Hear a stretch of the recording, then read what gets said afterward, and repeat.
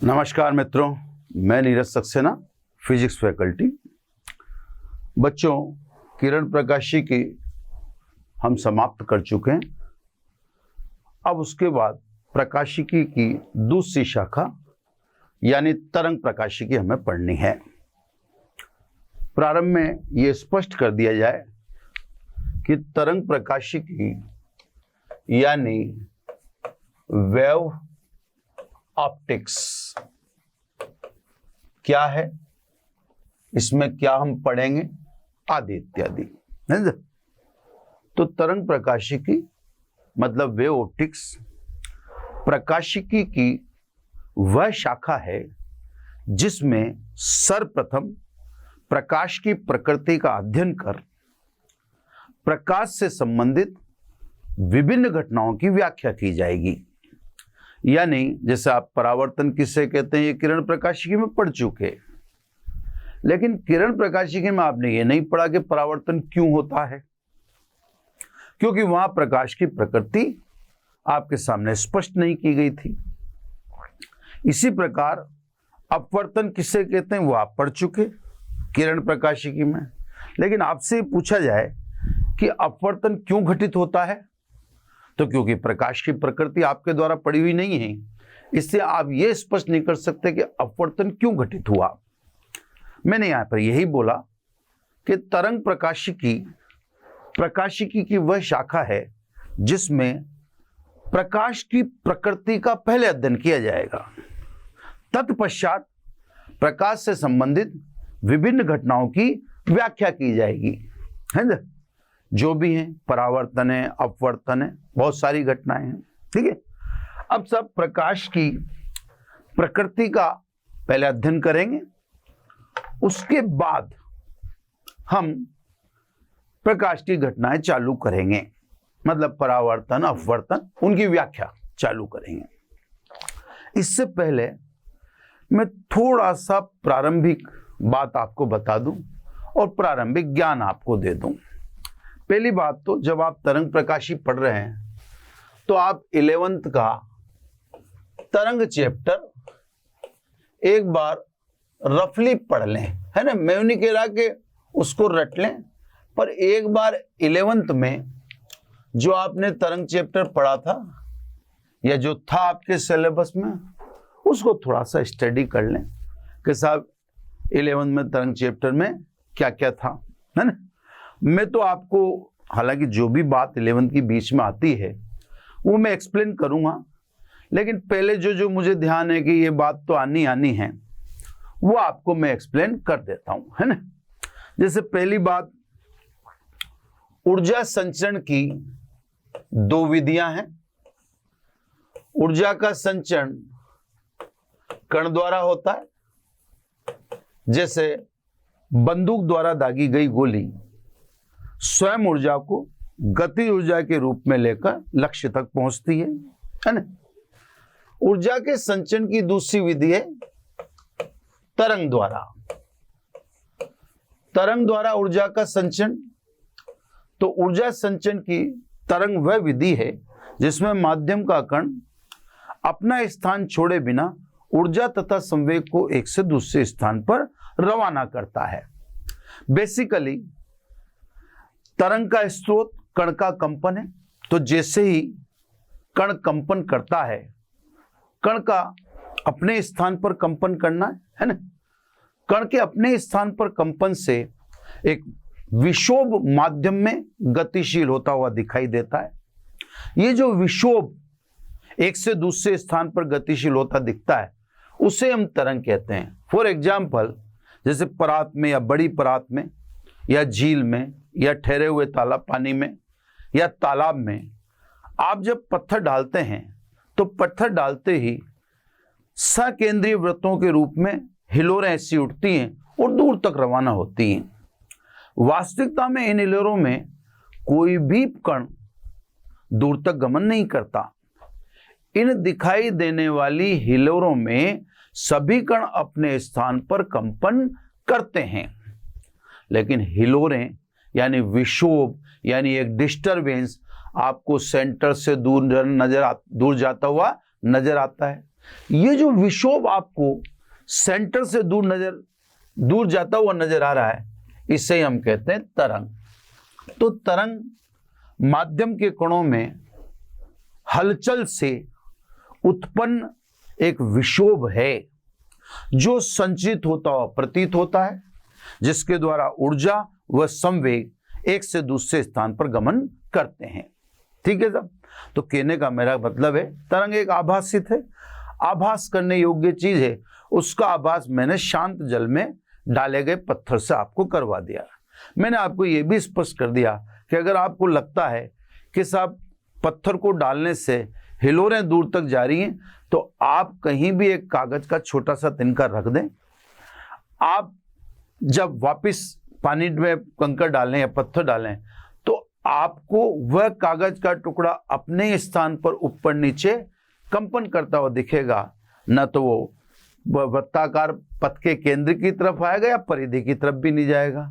तो ये प्रयोग से स्पष्ट है कि इसका मतलब कण अपने स्थान पर कंपन कर रहे हैं, लेकिन ऊर्जा व संवेग गमन कर रहा है। ये विक्षोभ जो गमन करता है उसी को हम तरंग कहते हैं।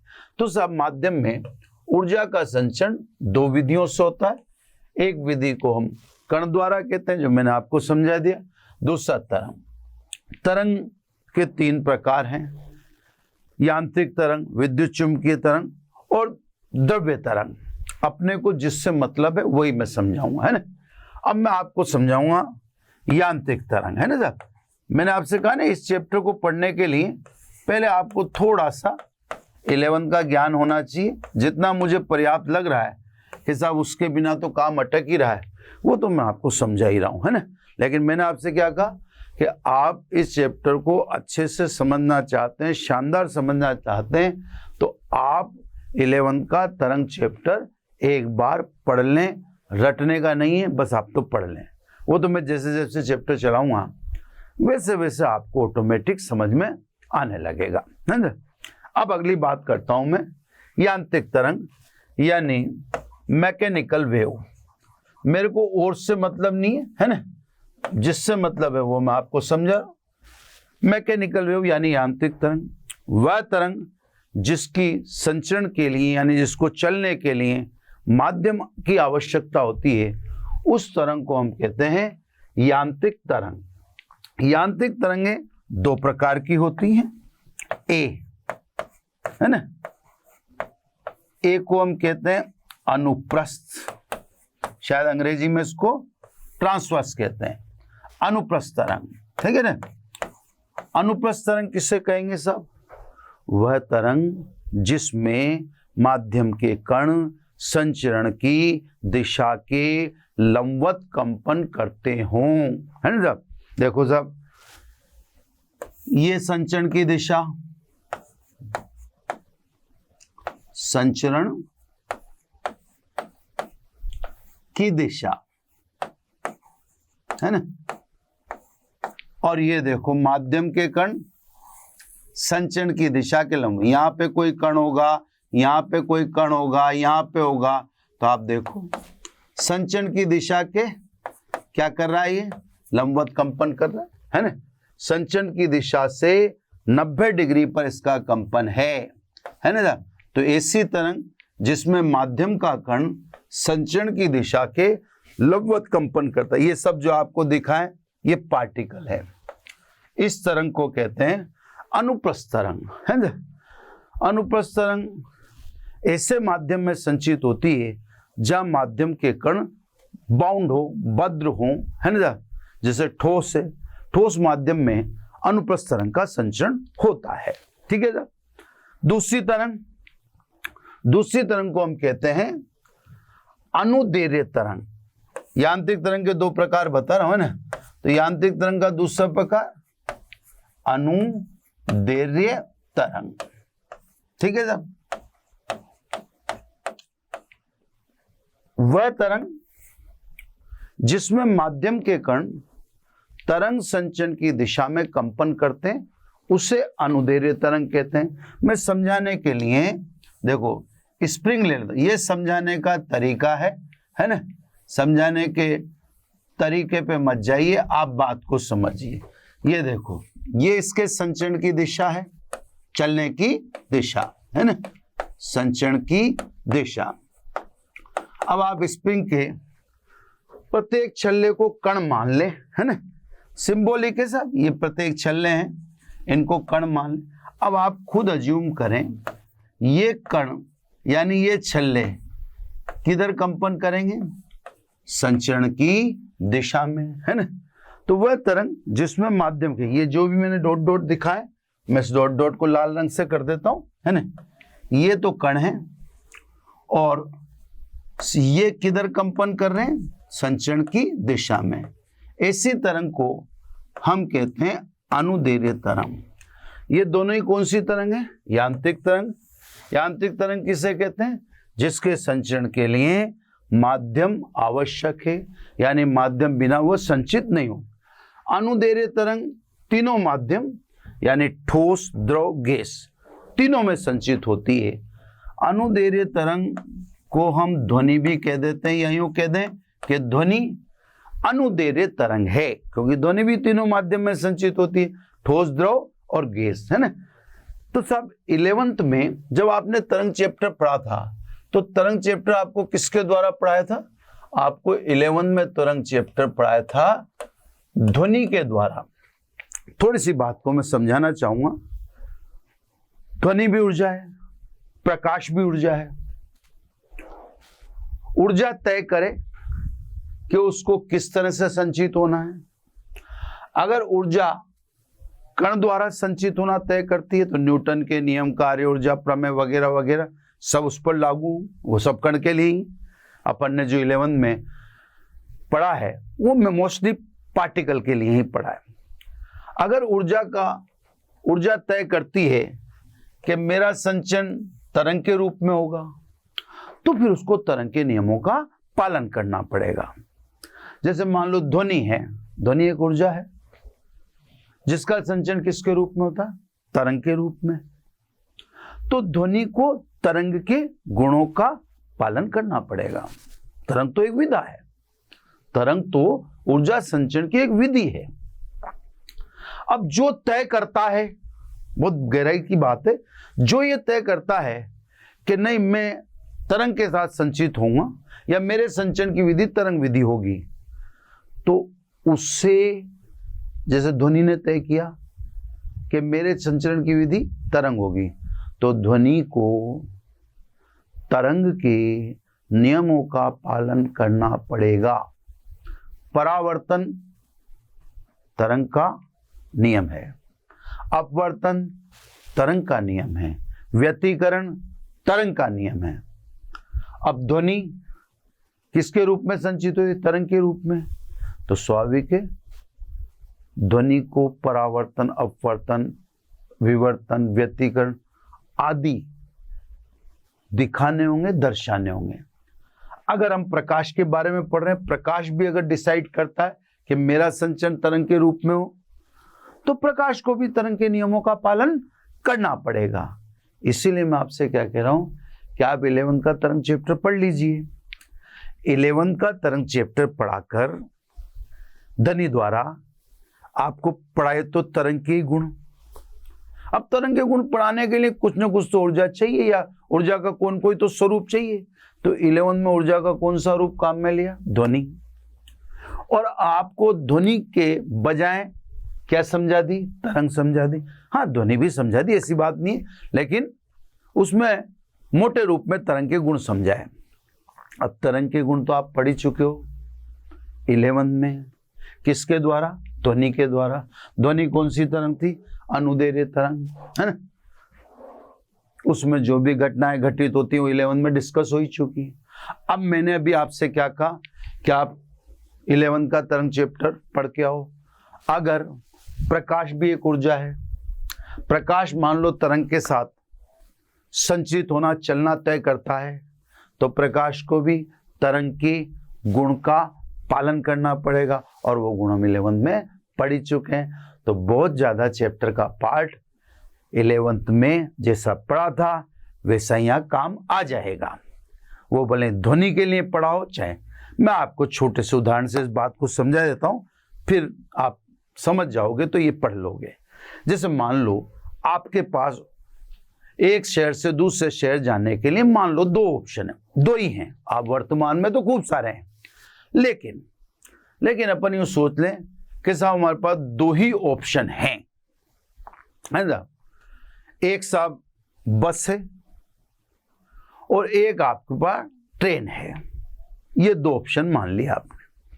अब देखो, चुनाव आपको करना था। सरकार ने तो आपको एक शहर से दूसरे शहर जाने के लिए 2 ऑप्शन दे रखे थे।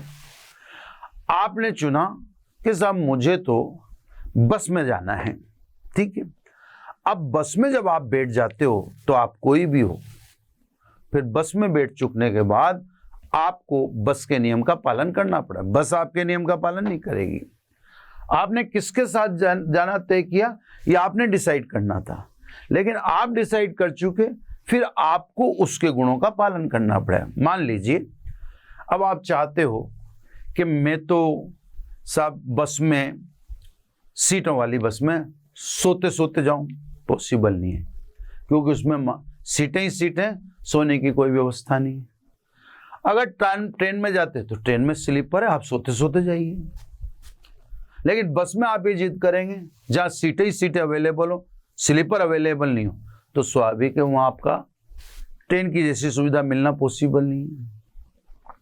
आप चाहें कि सब में बस भी चलती रहे और टॉयलेट वगैरह भी हो जाऊं, बस में ये सुविधा उपलब्ध नहीं है।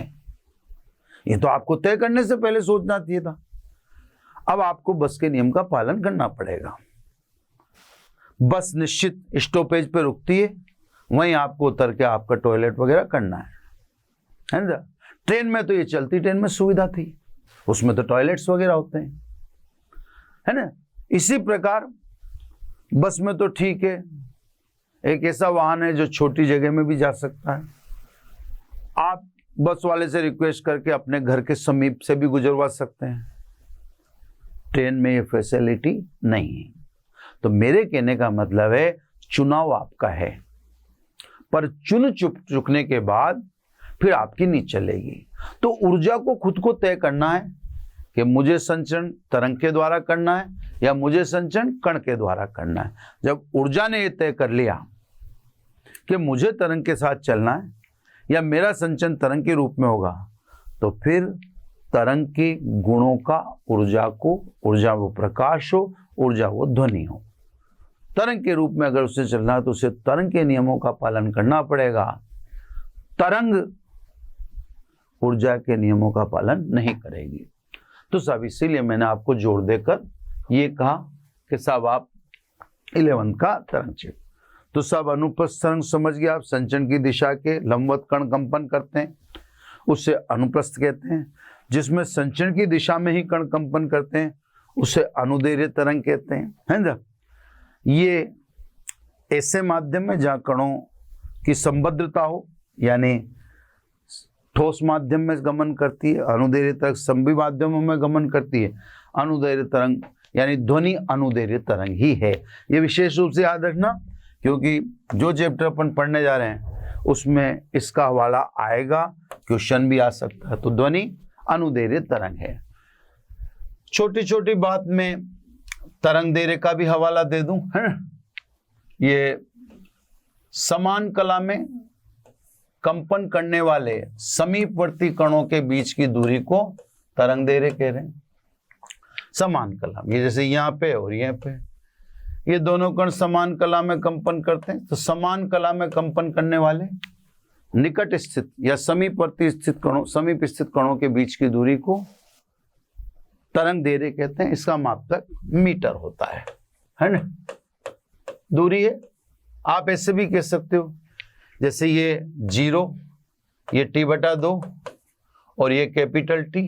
तो आप ऐसे भी कह सकते हो, एक आवर्तकाल तुल्य समय में तरंग द्वारा तय की गई दूरी को तरंग दैर्घ्य कहते हैं। ये भी आपने 11 में पढ़ लिया, मैंने आपको यहाँ पे रिपीट भी कर दिया, है ना। एक आपने के पढ़ा होगा, संचरण नियतांक 2π/λ, है ना। भाई लैम्डा दूरी पर स्थित कणों के मध्य कलांतर कितना होता है? 2 पाई होता है। जो कण लैम्डा दूरी पर स्थित है उनके मध्य कलांतर 2 पाई होता है। तो इकाई दूरी पर स्थित कणों के मध्य कलांतर कितना हुआ? 2 pi upon lambda. 2 pi upon lambda मैंने ऊपर लिख ही दिया। 2 पाई अपॉन लैम्डा को संचरण नियतांक कहते हैं। मतलब इससे यूं समझ लेना चाहिए कि सभी कण समान कला में कंपन नहीं कर रहे हैं, है ना। सभी कण एक ही कला में कंपन नहीं कर रहे हैं। समीपवर्ती यानी ऊर्जा जैसे जैसे आगे की ओर प्रोपोगेट होगी, जैसे जैसे आगे चलेगी, कणों के बीच में कलांतर चेंज हो। जैसे मान लीजिए मैं बोल रहा हूँ, है, यहाँ से मैंने ऊर्जा को रवाना किया। सबसे पहले कंपन करेंगे मेरे मुंह के पास वाले कण, फिर अगले कण, फिर अगले कण, फिर अगले कण। सभी कण एक साथ कंपन नहीं करते। ये कंपन धीरे धीरे, मतलब धीरे धीरे का मतलब ये कंपन बारी बारी से आगे पहुंचता है। एक ही साथ तो नहीं पहुंचता है ना, बारी बारी से पहुंचता है। तो कणों की कलाएं अलग अलग होंगी, यानी कणों के कला कोण में अंतर होगा, जिससे अपन कलांतर कहते हैं। कलांतर और पथांतर के बीच संबंध, एक मिनट, है ना, कलांतर व पथांतर के बीच संबंध। ये कलांतर है ना, कलांतर बराबर 2 pi upon lambda, 2 pi upon lambda, है ना, इनटू पथांतर। ये आपके 11th में पढ़ा हुआ रिलेशन है, यहाँ काम आएगा। ये कला कोण का अंतर है, वो पथांतर है ना। समान कला, समान कला में मतलब कलांतर 0, 2 पाई, 4 पाई, 2n पाई, यानी पाई का समगुणज, इसको कहते हैं समान कला। अगर मैं कलांतर लिख दूं 0, 2 पाई, 4 पाई, डैश डैश डैश 2n पाई, तो आप समझ जाना कण समान कला में कंपन कर रहे हैं। अगर मैं कलांतर लिखूं पाई, 3 पाई, 5 पाई, 2n-1 पाई, इसे कहते हैं विपरीत कला। ये सब समान कला तो ऐसे समझ लीजिए आप, साथ साथ कम, ये विपरीत कला है ना। विपरीत कला को अंकों में कैसे दर्शाएं? पाई, 3 पाई, 5, यानी पाई का विषम गुणज। ठीक है साहब। तो सब जो चीजें दिखती हैं वो मैंने बता दी, है ना। तरंग की समीकरण तो सब सिंपल ही, तरंग के विस्थापन की समीकरण को अपन दर्शाते हैं साइन ओमेगा टी माइनस के एक्स। एक्स संचरण की दिशा है, ओमेगा कोणीय आवृत्ति है, कि आपके सामने दिखाई रखा है संचरण नियतांक है ना। धनात्मक एक्स दिशा में तो माइनस के एक्स, ऋणात्मक एक्स दिशा में तो यह माइनस माइनस प्लस हो जाएगा, है ना। तो कहने का मतलब ये तरंग के विस्थापन की समीकरण है। आप हमेशा के वाला पार्ट लें, ये जरूरी नहीं होता है। तो साहब कहने का मतलब ये वह मिक्स पोर्शन है 11th का, जो मैंने एक बोर्ड पर भर के समझाने की कोशिश की। आप पढ़ोगे तो खुद से समझ में आएगा, मेरे तो फिर बीच में आएगा तो फिर मैं वहीं एक्सप्लेन करूंगा। अभी तो मुझे जो याद आया कि साहब ऊर्जा, मैकेनिकल, मेरे को अभी इस समय और तरंग की जरूरत नहीं पड़ रही है ना, और पड़ेगी बीच में, मैं उसी समय समझा दूंगा। अनुप्रस्थ अनुदैर्घ्य तरंग, तरंग दैर्घ्य, ये मैंने बता दिया आपको।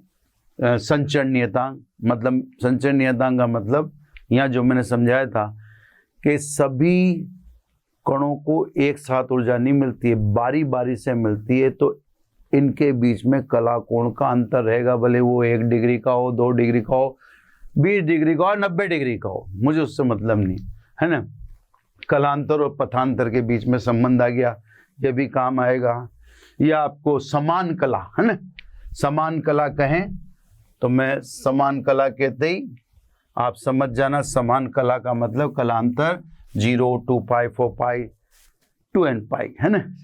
और अगर मैं कहूँ विपरीत कला तो समझ जाना, फिर आप कहेंगे तो मैंने हाथ से तो समझा ही दिया, समान कला में मतलब कण समान साथ साथ कंपन करे, और विपरीत कला में ये आप ऐसे समझने का तरीका है ना। सिंपल तरंग के विस्थापन का समीकरण दे दिया आपको, आप इसको साइन ओमेगा टी भी ले सकते हो अगर आपको पोजीशन नहीं बतानी हो। पोजीशन नहीं बतानी तो मत लो इसको। ये तो होगी सब जनरल बात। अब आ जाइए, मुख्य बातें करने लगे अपन। स्वाभाविक है, अपन सबसे पहले प्रकाश की प्रकृति पढ़ने जा रहे हैं। अपना पहला टॉपिक होगा प्रकाश की प्रकृति, है ना।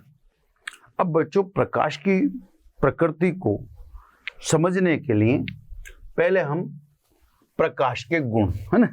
एक मिनट, ये बॉर्डर इसकी साफ कर दें ना। अब आपको इस चैप्टर को मैं स्टार्ट करता हूं। देखो, सबसे पहले आप समझने जा रहे हो नेचर ऑफ लाइट, प्रकाश की प्रकृति, है ना। Nature of light. अब देखो, कुछ चीजें तार्किक रूप से समझ लिया करो, या कुछ चीजों को समझने के लिए तर्क की जरूरत पड़ती है ना। कोई भी आपको समझाएगा कि प्रकाश क्या है, तो भाई आपके पास प्रारंभिक रूप से कुछ तो जानकारी होनी चाहिए ना प्रकाश के संबंध में। तो देखो, है ना, हमें क्या क्या जानकारी, पहले उस पर डिस्कस करते हैं। प्रकाश के गुण हम क्या क्या जानते हैं, पहले आपस में अपन डिस्कस कर ले। भाई कोई कह देगा कि प्रकाश फला है साहब, तो फला है तो अपन प्रश्न तो पूछेंगे, और प्रश्न कब पूछेंगे अपन, जब अपन पहले से कुछ जानते होंगे। हम क्या क्या जानते हैं साहब, जैसे ऋजु रेखीय संचरण, है ना। यानी हमें यह पता है कि प्रकाश सरल रेखा में चलता है। परछाई का बनना इस बात का प्रमाण है। परछाई किसकी बनेगी, आपकी छाया बन गई, इसका मतलब वो किरणें मुड़ के न जा सकी, वो सीधी जाती हैं और बीच में आप आ गए तो वहां छाया रह गई, उसे आप परछाई कहते हो। तो परछाई का बनना इस बात को सिद्ध करता है कि प्रकाश सदैव सरल रेखा के रूप में चलता है। अगर सरल रेखा में न चलता होता तो स्वाभाविक है आपकी परछाई बनती नहीं, मुड़ के, और प्रकाश किस में घुस जाता, परछाई में। फिर तो आप छाता लगाते तो भी आपके मुंह पे धूप आती थी, क्योंकि किरणें छाते में से घुस के आपके मुंह पे आ जाती। पर नहीं, प्रकाश सरल रेखा में चलता है, इसलिए हम धूप में छाता लगाकर अपने मुंह पर धूप आने से रोक लेते हैं। समझ गए ना आप। तो कहने का मतलब परछाई का बनना इसका स्पष्ट प्रमाण है ना। नंबर 2, निर्वात में संचरण, यह भी हम जानते हैं। अभी सूर्य है, सूर्य और पृथ्वी के बीच में लाखों किलोमीटर का अंतराल है, गैप है ना। इतना बड़ा गैप होने के बावजूद भी, निर्वात होने के बावजूद भी प्रकाश हम तक आ रहा है। इसका मतलब प्रकाश निर्वात में चलता है ना। जो हम जानते हैं उसी की बात कर रहे हैं। नंबर 3, अति तीव्र चाल। निर्वात में इसकी चाल कितनी होती है, ये चाल और किसी की तो नहीं होती, ये चाल केवल प्रकाश की होती है ना। तो अत्यधिक तीव्र चाल है, ये भी हमारी जानकारी, जो हमारी जानकारी में है ना। नंबर 4, विभिन्न रंग, ये भी आप जानते हो इंद्रधनुष में विभिन्न रंग दिखते हैं, है ना। इसके अलावा जल की सतह पर तेल की परत में भी विभिन्न रंग दिखते हैं। साबुन के बुलबुले में भी आपको प्रकाश के विभिन्न रंग दिखेंगे। तो प्रकाश में भिन्न भिन्न रंग होते हैं। इसके अलावा परावर्तन,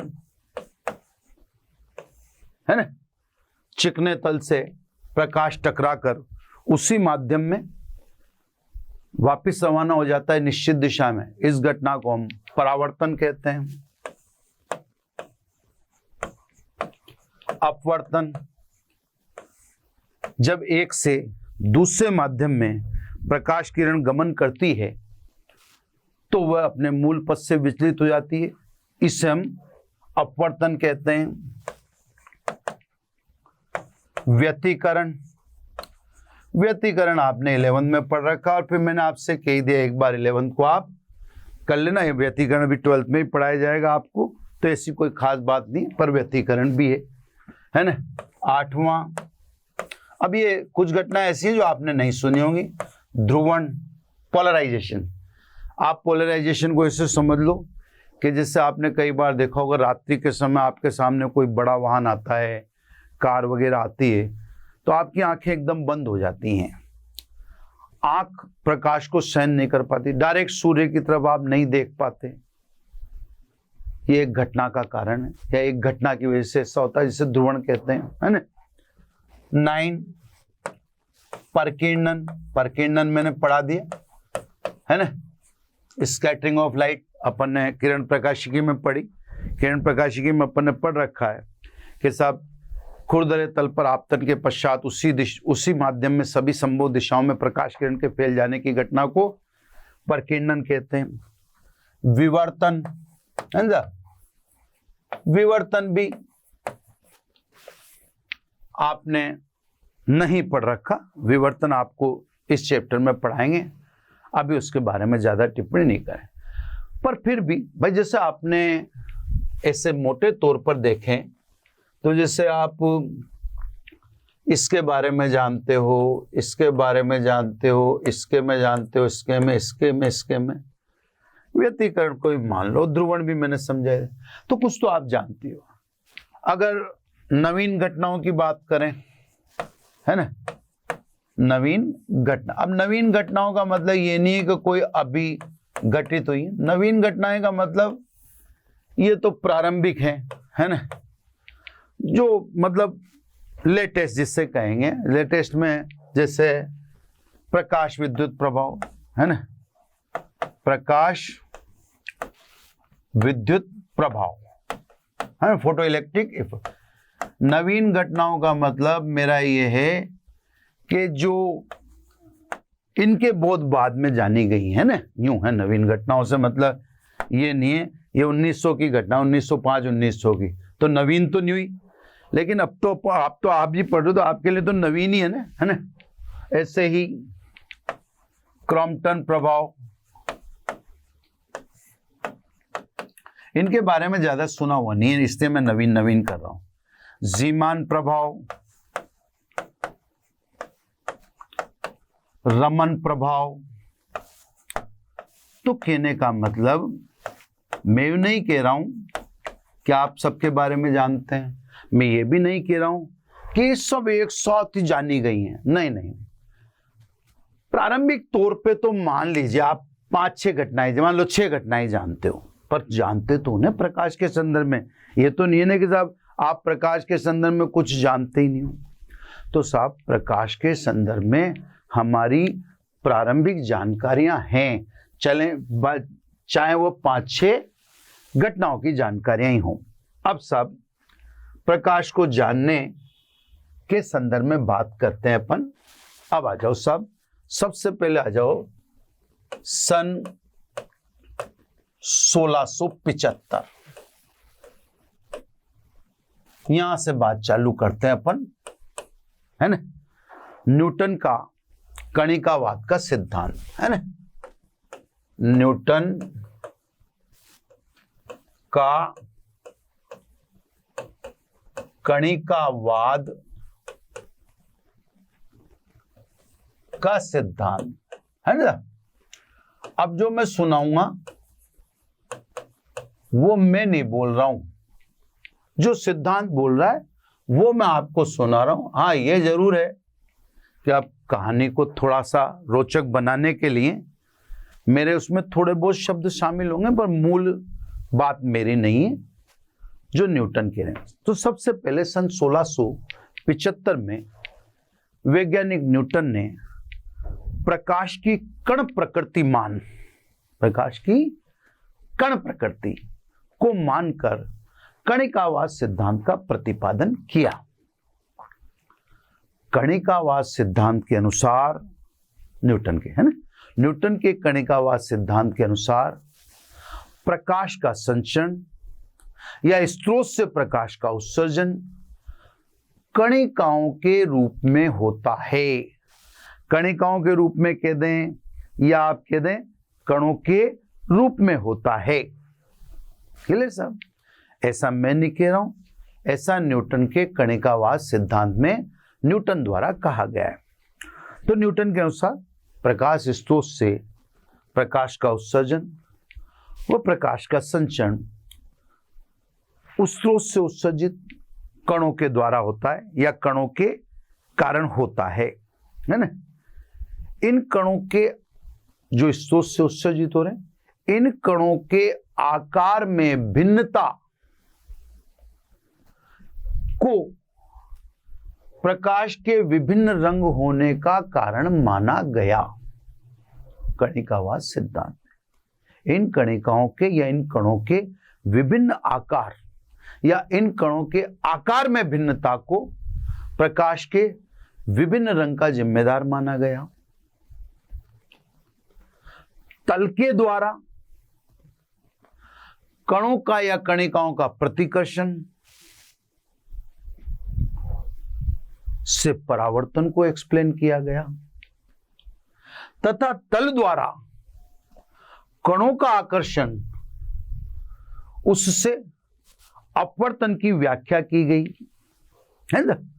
तो परावर्तन में तल द्वारा कणों का प्रतिकर्षण है और अपवर्तन में तल द्वारा कणों का आकर्षण है।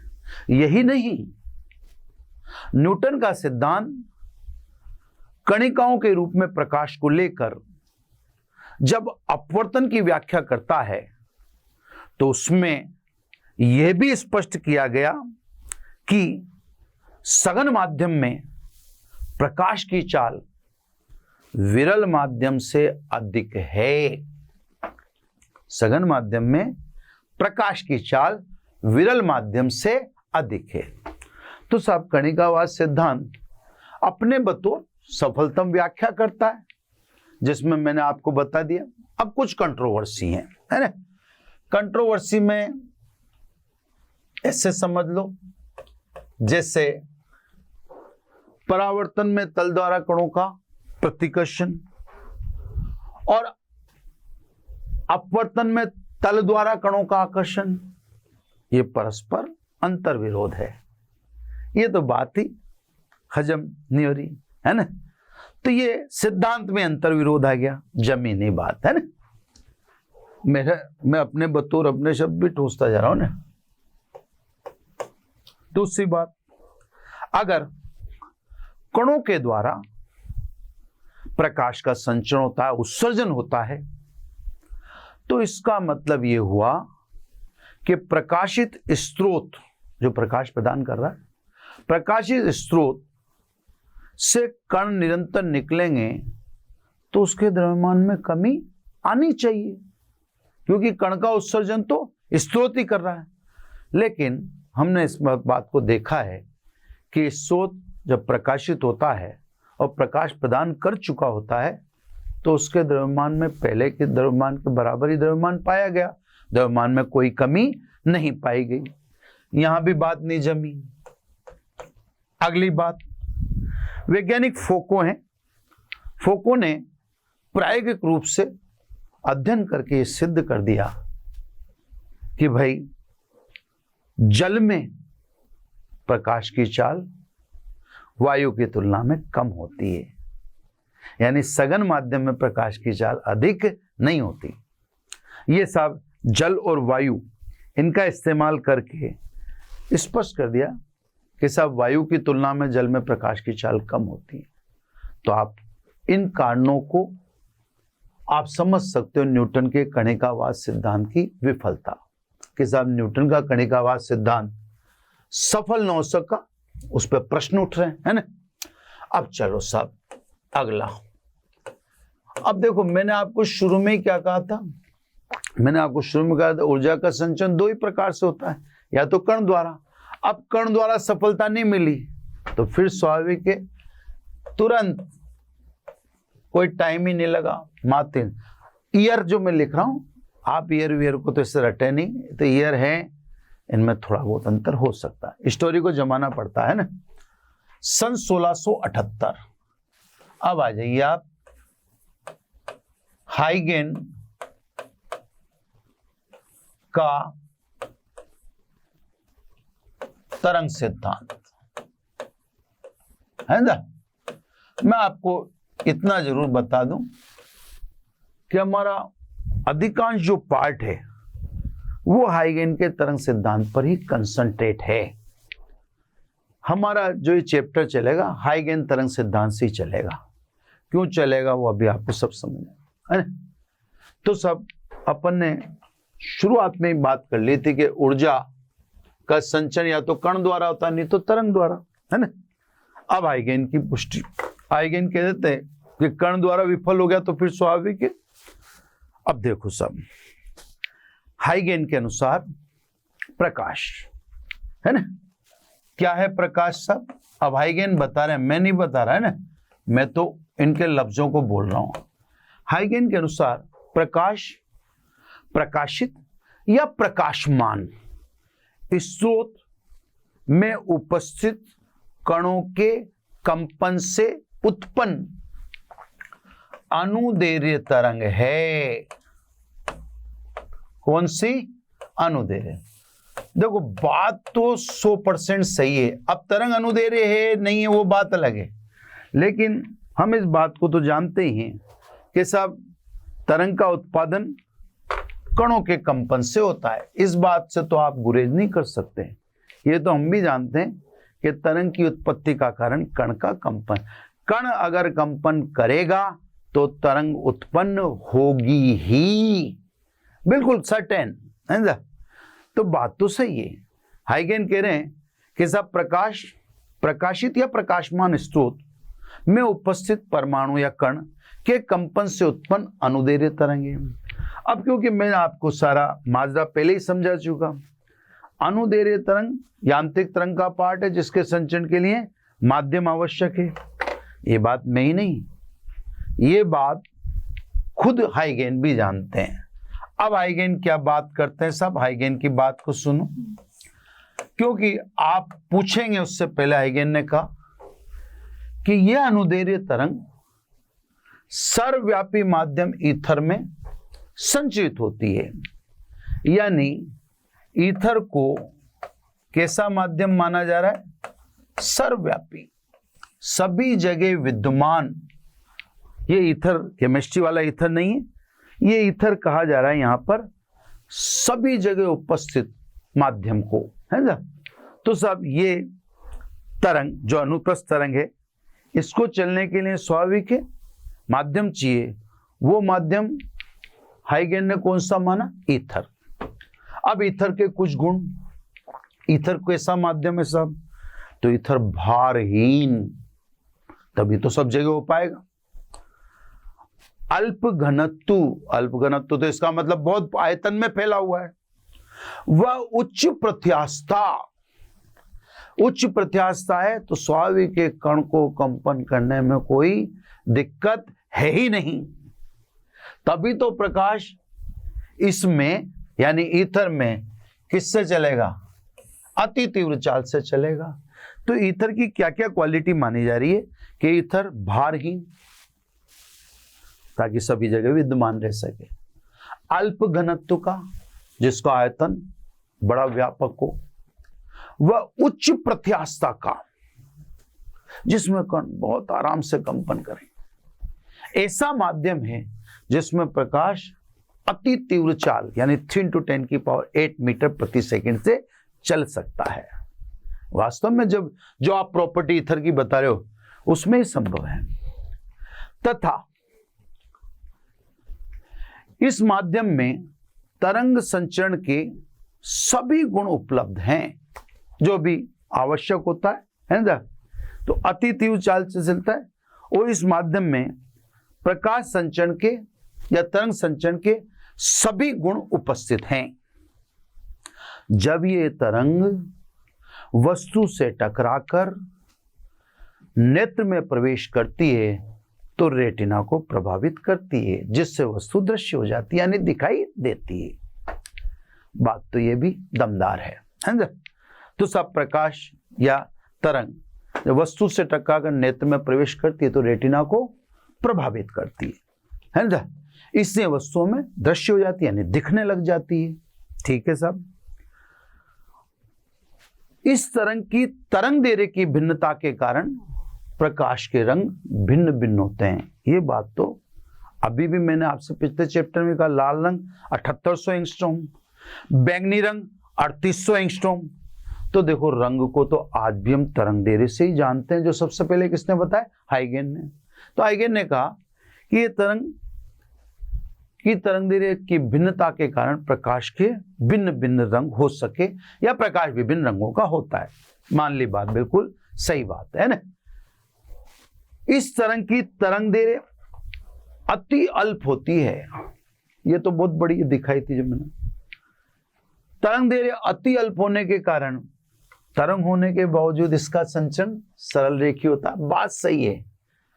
इसकी तरंग दैर्ध्य होती है कितनी से? 10⁻⁻7 मीटर की रेंज में होती है। इतनी कम तरंग दैर्ध्य होती है। तो जब तरंग दैर्ध्य अति अल्प हो तो तरंग स्वरूप में चलने वाला सरल रेखा में चलता हुआ ही दिखाई देगा। ये कन्फर्म है, इसमें कोई दिक्कत नहीं। यही नहीं, तरंग सिद्धांत के माध्यम से या तरंग सिद्धांत के द्वारा हाइगेन ने अपवर्तन, परावर्तन आदि की सफलतम व्याख्या की। इसमें कोई दो राय नहीं। यानी तरंग सिद्धांत वास्तव में आप भी पढ़ेंगे, यही पढ़ना है अपने को, इसलिए तो मैं इतना विस्तार देकर इसे पढ़ा हूं। इसकी सफलतम व्याख्या की।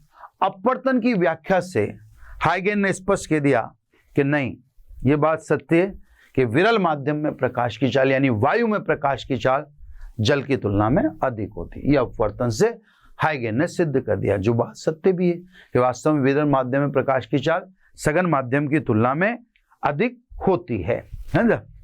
ये सब काम हाइगेन अपने सिद्धांत में कर रहे हैं। अब छोटी छोटी आने वाली समस्याएं क्या क्या है सब। पहली समस्या है ध्रुवण। ध्रुवण की खोज वैज्ञानिक ग्रेमाल्डी ने की है, लेकिन ध्रुवण की व्याख्या करने वाले वैज्ञानिक का नाम है फ्रेनल, है ना। फ्रेनल ने कहा कि अगर तरंग अनुदैर्ध्य है तो फिर ध्रुवण घटना नहीं घट सकती। क्योंकि फ्रेनल के अनुसार ध्रुवण घटना तभी घट सकती है जब तरंग किस प्रकृति की हो? अनुप्रस्थ, है ना।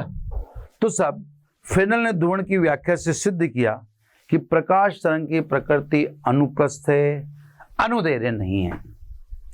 तो यहां पर एक झटका लग गया हाइगेन को। दूसरा आ जाओ, दूसरा माइकलसन मोर्ले। माइकलसन मोर्ले दो वैज्ञानिक हैं जिन्होंने माध्यम पर प्रयोग किए और माध्यम पर प्रयोगों द्वारा स्पष्ट किया कि ऐसा कोई माध्यम नहीं है जो सर्वव्यापी होता हो। ईथर को भी झटका लगा। एक बार के लिए अब आप समझ जाओ कि तरंग सिद्धांत विफल हुआ। एक बार के लिए हुआ नहीं, हुआ भी आप आगे समझ जाओ। अब आ जाओ सब, चला बहुत काम का सिद्धांत है, इससे चलेगा तो सही। अब आ जाओ सन 1873 में, है ना। सन 1873 में मैक्सवेल का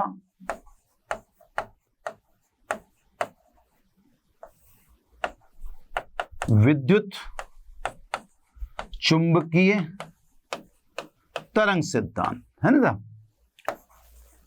ये सब हाइगेन का सिद्धांत विफल नहीं था। अब आप सोचो, अंतर देख लो। 1678 के बाद अपन डायरेक्ट किस पे आ गए? 1873 पे आ गए। तो जब तक मैं ये लिख रहा हूं, इसका मतलब तब तक हाइगेन को मान्यता रही।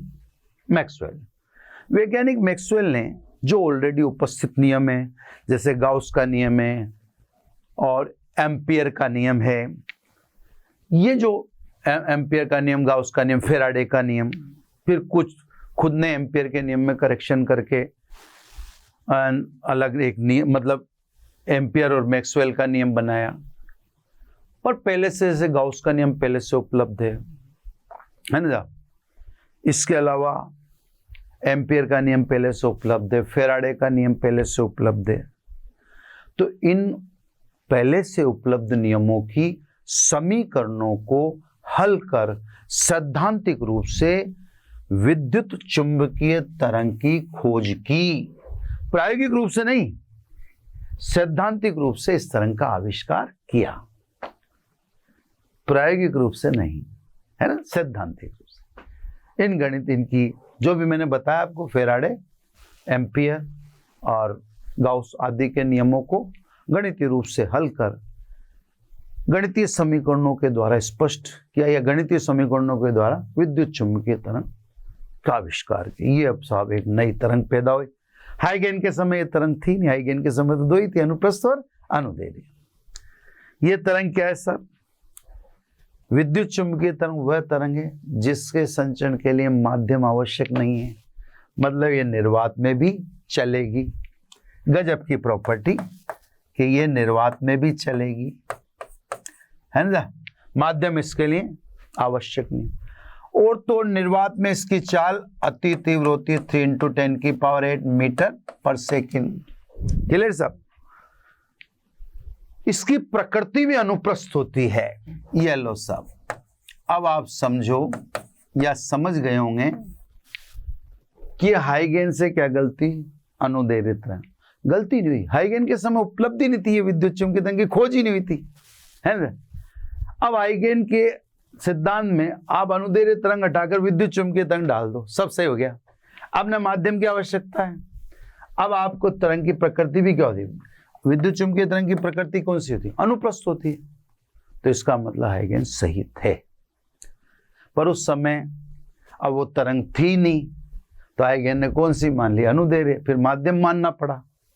अगर विद्युत चुंबकीय तरंग उस समय होती तो फिर आप समझो हाइगेन 100% सही थे, माध्यम की जरूरत नहीं इस तरंग को चलने के लिए, वैसे ही चार्ज अति थी और इसकी प्रकृति भी अनुप्रस्थ है।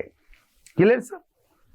तो सब यहां पर आकर आप ये समझ सकते हो कि प्रकाश तरंग है, सिद्ध हो गया।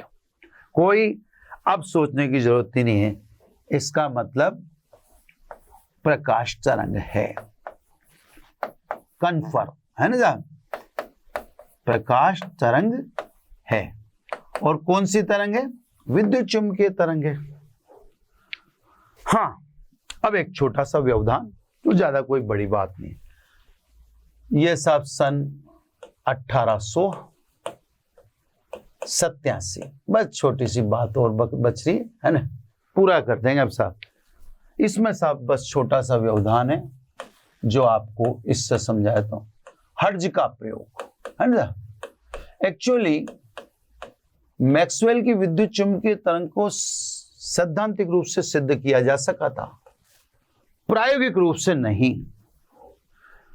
यानी एक बार के लिए आप कह सकते हो कि यार ये गणितीय समीकरण हल करके एक धुप्पल दी जा रही है, बेवकूफ बनाया। जब आपके सामने प्रायोगिक रूप से नहीं है तो आपके पास 50 प्रश्न हो सकते हैं। ये मेरी समझ है, मेरी सोच है। तो प्रायोगिक रूप से जब विद्युत चुंबकीय तरंग सिद्ध नहीं हुई, केवल सैद्धांतिक रूप से सिद्ध होती है, तो उसको मान्यता मिलना मुश्किल था। लेकिन हर्ट्ज ने बाकायदा प्रयोगों के द्वारा विद्युत चुंबकीय तरंग का उत्पादन किया, उसका एक से दूसरी जगह तक संचरण किया और उसका परावर्तन, अपवर्तन आदि भी स्पष्ट किया। मतलब मैक्सवेल बिल्कुल सही थे। यह हर्ट्ज के प्रयोग ने सिद्ध कर दिया कि मैक्सवेल सही हैं, क्योंकि हर्ट्ज ने, हालांकि विद्युत चुंबकीय तरंग का उत्पादन भारतीय वैज्ञानिक जेसी बोस ने भी किया है। तो जेसी बोस और हर्ट्ज, पर जेसी बोस ने बाद में किया, पहले हर्ट्ज ने। इसका लाभ लेने वाला मार्कोनी ने विद्युत चुंबकीय तरंग के उत्पादन के बाद बेतार का तार बनाया। तो ठीक है, वो लाभ लेने वाले आदमी है ना। अब आ जाइए सब, तो मान्यता मिल गई 1887 में। 1887 में क्लियर हो गया कि प्रकाश विद्युत चुंबकीय तरंग है, क्योंकि अब तो विद्युत चुंबकीय तरंग प्रमाणित भी होगी, हर्ट्ज ने प्रयोग से प्रूव भी कर दी। तो ये मान लेना चाहिए कि प्रकाश विद्युत चुंबकीय तरंग है। अब इसमें कोई कोताही या कोई दिमाग लगाने की कतई आवश्यकता ही नहीं पड़ती है। क्लियर होगी बात, है ना। सब शांति होगी, हाइगेन का सिद्धांत भी सही हो गया। हाइगेन का सिद्धांत कब सही हो जाता है? जब उसमें हम अनुदैर्घ्य तरंग की जगह किसको देखने लग जाते हैं? विद्युत चुंबकीय तरंग की तो देखने लग जाते हैं। अब सब मैक्स प्लांक का क्वांटम सिद्धांत, अभी तो कोई रिलेशन नहीं है, लेकिन अभी आपको 2 मिनट में लग जाएगा। मैक्स प्लांक का क्वांटम सिद्धांत।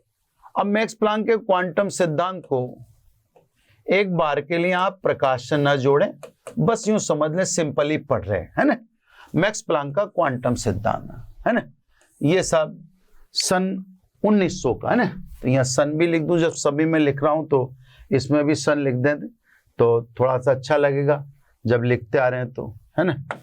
ये सब सन 1900 की बात है ना, सन 1900, ठीक है, क्लियर।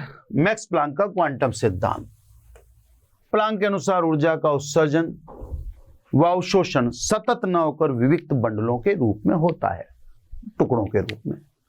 ऊर्जा के इस बंडल को ऊर्जा का फोटोन या ऊर्जा के इस क्वांटम को या इस बंडल को फोटोन कहते हैं।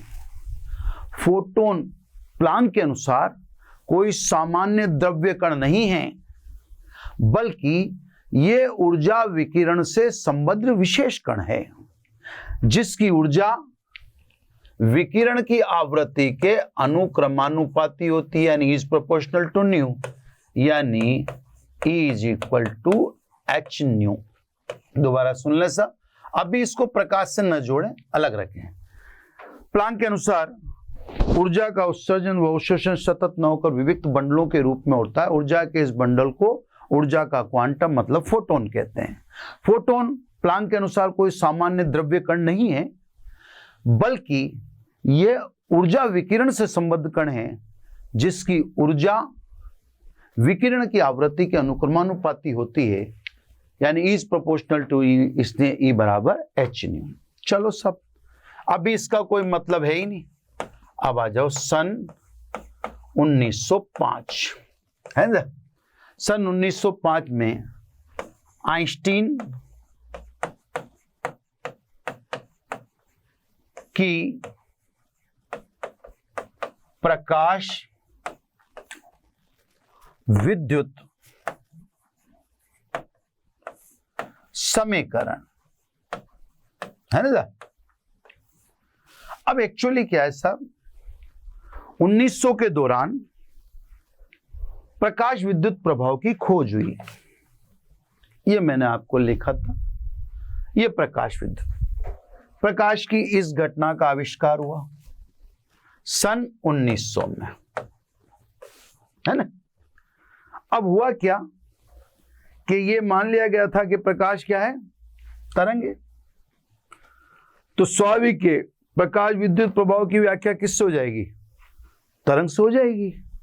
लेकिन प्रकाश की तरंग प्रकृति मानकर प्रकाश विद्युत प्रभाव की व्याख्या नहीं की जा सकी, या यूं कह दें तरंग सिद्धांत प्रकाश विद्युत प्रभाव की व्याख्या में विफल रहा। यह सब हंगामे वाली बात थी, क्योंकि यहां तक यह सिद्ध हो गया था कि प्रकाश क्या है, तरंग है ना। और प्रकाश विद्युत प्रभाव जो घटना है, प्रकाश विद्युत प्रभाव, ये जो घटना है, इसकी व्याख्या में तरंग सिद्धांत विफल हो गया। तत्पश्चात सन 1905 में वैज्ञानिक आइंस्टीन ने प्लांक के क्वांटम सिद्धांत का इस्तेमाल करके स्पष्ट किया कि प्रकाश तरंग के साथ कण के गुण संबद्ध पाए जाते हैं, और प्रकाश की कण प्रकृति मानकर प्रकाश विद्युत प्रभाव की सफलतम व्याख्या की। इसके लिए ही आइंस्टीन को नोबेल पुरस्कार से सम्मानित किया गया। तो साहब आइंस्टीन को नोबेल पुरस्कार प्रकाश विद्युत प्रभाव की सफलतम व्याख्या के लिए का। आइंस्टीन ने स्पष्ट कर दिया कि प्रकाश तरंग व कण एक दूसरे से संबद्ध है, अर्थात प्रकाश की नेचर द्वैत है, प्रकाश द्वैत प्रकृति का होता है ना, ड्वेल नेचर ऑफ लाइट, है ना, प्रकाश द्वैत प्रकृति का होता है ना, उसकी नेचर डबल है, प्रकृति का होता है, ड्वेल नेचर है, मतलब प्रकाश कण भी है और प्रकाश तरंग भी है। तभी तो देखो तरंग दे रहे और संवेग में संबंध है। संवेग केवल किसका होता है? कण का।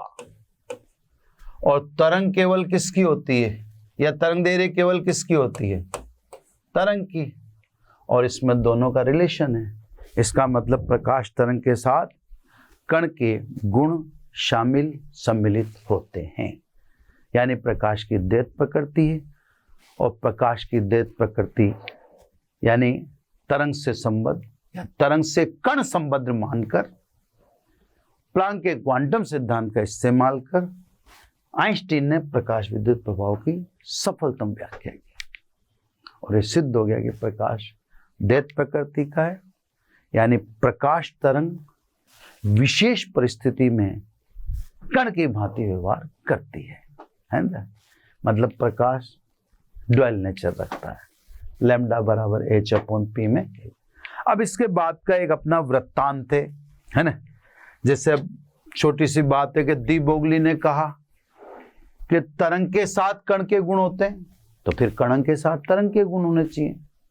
तो कण के साथ जो तरंग होती है उसे द्रव्य तरंग या डी ब्रोगली तरंग कहते हैं। फिर जब कण के साथ तरंग सम्मिलित पाई गई यानी डी ब्रोगली भी सत्यापित हुए, फिर हाइजेनबर्ग का अनिश्चितता का सिद्धांत है। तो ये सब इंटरलिंक्ड है, बहुत लंबा चौड़ा लिंक है। अपने को तो ये स्टोरी एक समझनी थी, एक कहानी है अपने आप में। अब सब अपन समझ गए, अपन पूरे फोकस कहाँ रहेंगे? अपना पूरा फोकस हाइगेन पे रहेगा। हाइगेन से चलेगा आधा चैप्टर, है ना, आधे करीब चैप्टर हाइगेन से चलेंगे। अब तो अपने को समझ लेना चाहिए कि अनुदैर्घ्य तरंग की जगह अपन विद्युत चुंबकीय तरंग डाल लेंगे, है ना। तो बच्चों अब जो नेक्स्ट लेक्चर होगा वहाँ से हाइगेन की सोच समझा दी जाएगी। इसमें इम्पोर्टेंट टॉपिक जल्दी आ जाते हैं, तो अगले लेक्चर से मेरा ख्याल है इम्पोर्टेंट टॉपिक आ जाने चाहिए, है ना साहब। तो नेक्स्ट लेक्चर से अपन हाइगेन तरंग सिद्धांत की ओर बढ़ेंगे। अब इसको विस्तार देंगे ना। Thank you very much. आशा करता हूं हमारे टॉप एजुकेटर का यह लेक्चर आपको पसंद आया होगा। अगर पसंद आया है तो वीडियो को लाइक करिए, चैनल को सब्सक्राइब करिए और शेयर भी करिए, क्योंकि ज्ञान बांटने से बढ़ता है और सही बताऊं तो पुण्य भी मिलता है। मुझे सुनने के लिए बहुत बहुत धन्यवाद। Thank you.